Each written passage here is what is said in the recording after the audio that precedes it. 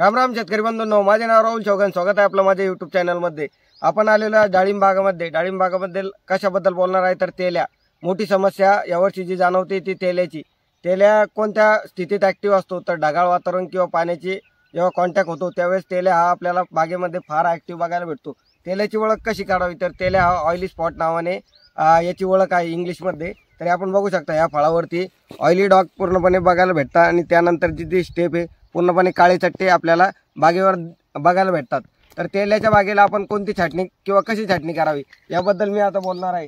तेल्या जर आपल्या झाडावरती असेल तर आपण जे तेल्याचे 3-4 झाडं असतील त्यांची छाटणी ही नंतर करावी। म्हणजे पहिले पूर्ण आपण बागेची छाटणी करून घ्यावी व त्यानंतर ते उरलेले 3 ते 4 झाडं आहे त्यांची छाटणी आपण नंतर करावी। वर ते छाटणीला आपण जे हे वापरतो कैची व त्याचा वापर करतो कटरचा, तो वापर आपण बोर्डोमध्ये ते पूर्णपणे म्हणजे त्यांना स्टेरिलाइज करून घ्यावे। त्यांचे जे जंतू आहे ते पूर्णपणे मारून घ्यावे आणि नंतरच त्या झाडांना म्हणजे त्याची छाटणी करावी। कारण की तेल्या हा म्हणजे कॉन्टॅक्ट आहे तो पसरत असतो एका झाडावरून दुसऱ्या झाडावर। आता मागे ढगाळ वातावरण होते किंवा पाण्याचा जो हे झाला पसराव झाला त्यामुळे तेल्या हा पूर्णपणे फळावर म्हणा किंवा फांदीवर म्हणा ऍक्टिव्ह दिसतो।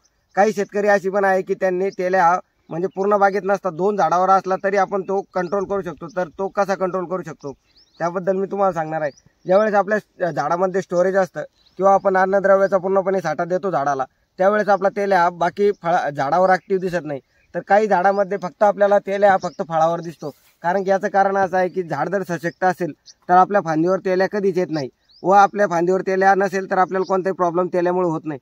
त्यामुळे आपण झाडाला जे बेसल डोस भरतो ते योग्य भरले किंवा अन्नद्रव्याचा जो पुरवठा आहे तो जर चांगला केला तर तेल्यावर आपण नियंत्रण मिळू शकतो। तेल्याला पूर्णपणे रोकथाम नाही त्यासाठी आपण वेगवेगळ्या बुरशीनाशकाचा वापर म्हणजे कॉपर घटकातील जे बुरशीनाशक आहे त्यांचा वापर आपण वेळोवेळी करत असतो। जसं COC झालं, कॉपर ऑक्सिक्लोराइड म्हणा, ब्ल्यू कॉपर म्हणा, कोनिका म्हणा, अशा बुरशीनाशकांचा वापर करून आपण तेल्या नियंत्रित करतो। किंवा तेल्यासाठी असं स्पेसिफिक कोणतंही औषध आतापर्यंत तरी मार्केटमध्ये आलेलं नाही। सायंटिस्टने जोही शोध घेतलेला आहे पण असं स्पेसिफिक एकही औषध आपल्याला तेल्यासाठी म्हणजे आलेलं नाही। तरी आपण तेल्या कसं कंट्रोल करावं तर आपण झाड सशक्त करून तेल्यापासून बचाव करू शकतो। आपण तेल्या हा ऑइली स्पॉट आहे तर आपण कंट्रोल जर करायचं तेल्याला तर झाड सशक्त ठेवा आणि जे कॉन्टॅक्ट होतो आपला या झाडापासून त्या झाडाला तो कॉन्टॅक्ट आपण वाचवावा आणि तेल्याचे जे फळं आहे किंवा ज्या फांद्या आहे म्हणा त्यांना आपण कट करून ज्याची छाटणी घेतो त्यावेळेस त्यांना पूर्णपणे बागेच्या बाहेर नेऊन आपण नष्ट करावे। त्यावेळेस आपण तेल्यावर विजय मिळू शकतो। तेल्या हा पूर्णपणे जेव्हा ऍक्टिव्ह होतो किंवा ढगाळ वातावरण येते त्यावेळेस आपल्याला वेगवेगळे बुरशीनाशकांचा स्प्रे टाकून तेल्याला लवकरात लवकर कंट्रोल करा। आता सध्याची परिस्थिती पाहता आपण अँट्रोकॉल यासारख्या बुरशीनाशकाचा वापर करून सुद्धा तेल्याला कंट्रोल करू शकतो। म्हणजे आपण जर COC कॉपर ऑक्सिक्लोराइड या घटकाचा वापर केला तर तेल्याचे जे डाग आहे आपल्याला म्हणजे कमी प्रमाणात बघायला भेटतात। जर आपल्या फळावर तेल्या आला तर आपण H2O2 म्हणजे हायड्रोजन पेरॉक्साईड यासारख्या घटकांचा वापर करून तेल्यावर रोकथाम करू शकतो। पण फायनल असं कन्क्लुजन म्हणजे शेवटाचा अंतिम आपण तेल्याचं करू शकत नाही। तरी यासाठी आपण एकच नियोजन आहे की आपण झाड सशक्त ठेवणे।